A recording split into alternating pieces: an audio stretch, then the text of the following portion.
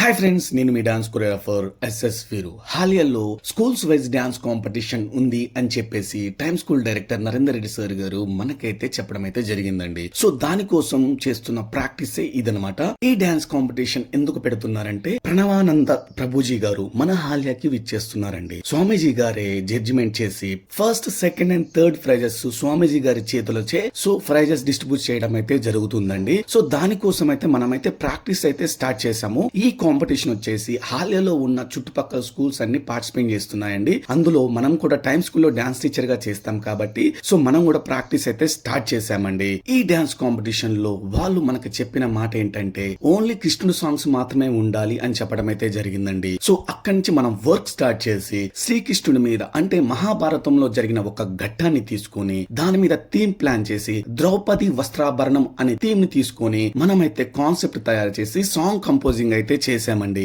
ఈ థీమ్ కొత్తగా ఉండాలని చెప్పేసి డిఫరెంట్ గా క్లాతులతో డిజైన్ చేసి కొరియోగ్రాఫ్ చేయడం అయితే జరిగిందండి. సో ఎంత కొరియోగ్రాఫ్ చేసినా, ఎంత పర్ఫెక్షన్ చేసినా క్లాతుల విషయంలో డిస్టర్బెన్స్ వస్తుందండి. అప్పుడే శ్వేత మేడం గారు వచ్చి మనకి కొన్ని లాజిక్స్ అయితే చెప్పారండి. దాని వల్ల క్లాతుల డిస్టర్బెన్స్ లేకుండా పర్ఫెక్షన్ అనేది చాలా నీట్ గా వచ్చిందండి. మనం వర్క్ లో ఉన్నప్పుడు మన వర్క్ లో ఇన్వాల్వ్ అయ్యి మనకి హెల్ప్ చేస్తే ఆ టైంలో చాలా హ్యాపీగా ఉంటుందండి. అసలు కాంపిటీషన్ ఎలా జరిగింది, మన పిల్లల పర్ఫార్మెన్స్ ఏ రేంజ్ లో ఇచ్చారు అనేది మీకు నెక్స్ట్ వీడియోలో చెప్తానండి.